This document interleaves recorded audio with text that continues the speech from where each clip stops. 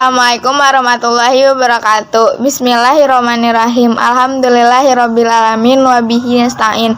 Wa ala umuri dunya waddin. Wassalatu wassalamu ala asrofil anbiya'i wal mursalin. Wa ala alihi wa sahbihi ajmain amma ba'du. Allahumma sholli ala sayyidina Muhammad wa sallim alaihi wa ala alihi.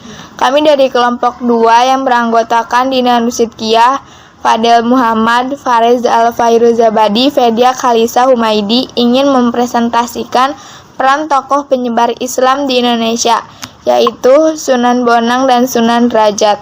Biografi Sunan Bonang. Sunan Bonang, beberapa sumber menyebutkan bahwa Sunan Bonang lahir sekitar 1465 Masehi. Beliau merupakan putra dari Sunan Ampel dan Dewi Cendrawati, atau biasa disebut Nyai Ageng Manila. Maka dari itu, Sunan Bonang juga merupakan cucu dari Syekh Maulana Ibrahim yang jika diteruskan akan bertemu dengan silsilah Nabi Muhammad SAW.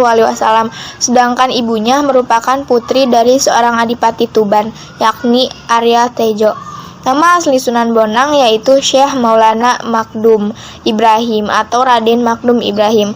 Beliau juga merupakan kakak dari Raden Qasim atau yang dikenal sebagai Sunan Derajat. Sejak kecil, Sunan Bonang telah dibekali dengan ajaran agama Islam oleh ayahnya dengan tekun dan disiplin. Bahkan Sunan Bonang yang masih muda pernah melakukan perjalanan jauh untuk mendapatkan latihan atau riadoh sebagai seorang wali. Riwayat pendidikan Sunan Bonang. Dalam hal pendidikan, Sunan Bonang belajar pengetahuan dan ilmu agama dari ayah andanya sendiri, yaitu Sunan Ampel.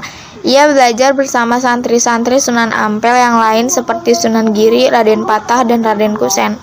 Selain dari Sunan Ampel, Sunan Bonang juga menuntut ilmu kepada Syekh Maulana Ishaq, yaitu sewaktu bersama-sama Raden Paku Sunan Giri ke Malaka dalam perjalanan haji ke Tanah Suci.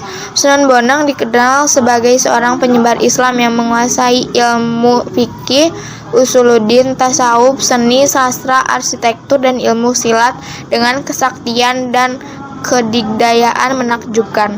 Bahkan, masyarakat mengenal Sunan Bonang sebagai seseorang yang sangat pandai mencari sumber air di tempat-tempat yang sulit air. Babat Daha Kediri menggambarkan bagaimana Sunan Bonang dengan pengetahuannya yang luar biasa bisa mengubah aliran sungai berantas sehingga menjadikan daerah yang enggan menerima dakwah Islam sepanjang aliran sungai menjadikan kekurangan air, bahkan sebagian yang lain mengalami banjir.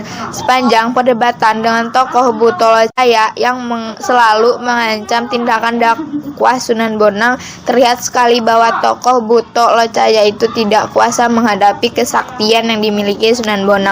Demikian juga dengan tokoh Nyai Pluncing yang kiranya seorang bahirawi penerus ajaran ilmu hitam, calon arang yang dapat dikalahkan oleh Sunan Bonang. Assalamualaikum warahmatullahi wabarakatuh.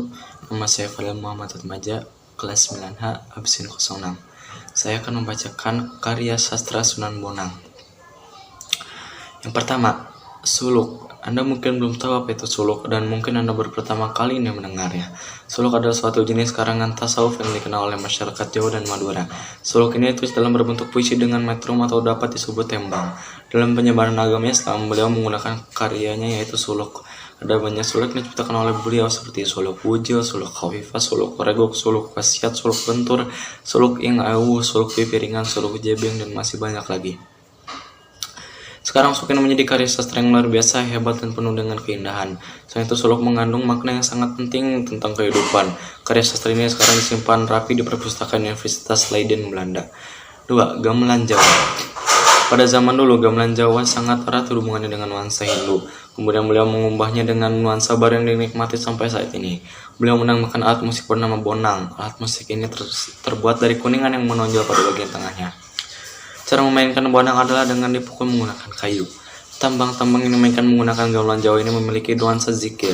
Salah satu tambang yang sering dimainkan dan masih dilestarikan sampai saat ini adalah tembang yang berjudul Tombo Ati. Tembang ini adalah salah satu karya dari beliau yang menceritakan tentang pengobatan jiwa yang sakit. Seorang dalang yang sangat piawai dalam memainkan wayang. Banyak penonton yang terbius dengan aksinya saat beliau menjadi dalang.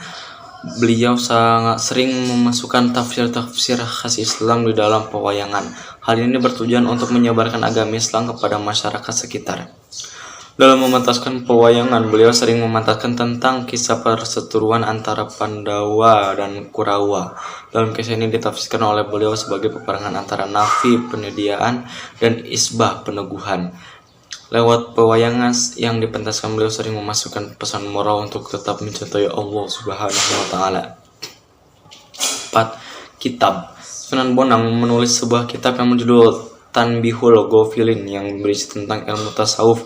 Kitab ini memiliki 234 halaman dan sangat digemari oleh para santri. Ajaran tasawuf ini mengajarkan kepada manusia agar dalam menjalani kehidupan selalu dengan kesungguhan dan kecintaan kepada Allah Subhanahu wa taala. 5. Puisi dan prosa. Karya sekarangan puisi dan prosa dari Sunan Bonang ini dapat dikatakan sangat indah dan memiliki jumlah yang banyak. Karangan ini tertulis dalam beberapa buku yang ditulis oleh B. Skrike Purbacaka, P.K. Wadud Drewes, dan karangan ini ditulis di buku yang berjudul Hetbe van Bonang dan disertai terjemahan oleh bahasa Belanda. Metode dakwah Sunan Bonang. Sunan Bonang melakukan dakwah dengan pendekatan budaya. Ia menciptakan tembang-tembang Jawa, wayang, dan sufistik. Ia juga menciptakan salah satu alat musik tradisional bernama bonang yang bentuknya mirip dengan gong dalam ukuran kecil. Riwayat wafat Sunan Bonang. Sunan Bonang wafat pada tahun 1525 Masehi dan saat ini makam aslinya berada di kota Tuban. Lokasi makam Sunan Bonang ada kedua karena konon saat dia mendengar kabar wafatnya sampai pada seorang muridnya yang berasal dari Madura. Sang murid sangat mengagumi dia sampai ingin membawa jenazah dia ke Madura. Biografi Sunan Derajat. Menurut buku-buku sejarah Wali Songo, nama asli Sunan Derajat yaitu Raden Kosim.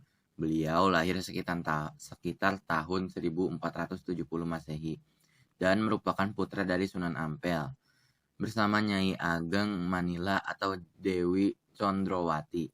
Sunan Derajat merupakan anak kedua dari 5 bersaudara bersama dengan Sunan Bonang, Siti Muntisiah, istri dari Sunan Giri, Nyai Ageng Malaka, istri dari Raden Patah, dan istri dari Sunan Kalijaga. Dari silsilah Sunan Ampel, maka Sunan Derajat termasuk cucu dari Syekh Maulana Malik Ibrahim, seorang perintis dan pelapor pertama yang membawa Islam di tanah Jawa. Sementara itu, Syekh Maulana Malik Ibrahim atau Asmara Kandi merupakan anak dari seorang ulama besar dari Persia, yakni Syekh Jamaluddin Akbar atau Jumadil Kubro yang percaya sebagai keturunan 10 Sayyidina Husain, cucu dari Nabi Muhammad SAW. Ibu dari Sunan Derajat merupakan putri dari Adipati Tuban yaitu Arya Teja IV dan masih memiliki nasab dengan Rongolawe. Ketika masih muda, Sunan Derajat sering dipanggil dengan nama Raden Syarifuddin. Selain itu, beliau juga memiliki gelar Sunan Mayang Madu yang diberikan oleh Sunan Demak pertama, Raden Patah, dan masih banyak gelar lain seperti Sunan Muria Pada, Maulana Hashim, dan Syekh Masoke. Metode dakwah Sunan Derajat. Sunan Derajat kerap berdakwah lewat tembang pangkur dengan iringan gending. Terakhir, ia juga menyampaikan ajaran agama melalui ritual adat tradisional, sepanjang tidak bertentangan dengan ajaran Islam. Karya-karya Sunan Derajat. Selain terkenal sebagai ahli ukir dalam menyebarkan Islam, Sunan Derajat seringkali menggunakan gamelan Jawa. Salah satu karyanya yang masih disukai masyarakat Jawa sampai saat ini yaitu gending pangkur. Setelah pelajaran Islam dikuasai, ia mengambil tempat di Desa Derajat, Kecamatan Paciran, Kabupaten Lamongan, sebagai pusat kegiatan dakwahnya sekitar abad 21 dan 21 Masehi. Riwayat wafat. Sunan Derajat meninggal tahun 1522 Masehi. Beliau wafat dan dimakamkan di Desa Derajat, Kecamatan Paciran, Kabupaten Lamongan, Jawa Timur. Tak jauh dari makam beliau telah dibangun museum yang menyimpan beberapa peninggalan di zaman Wali Sanga, khususnya peninggalan beliau di bidang kesehatan.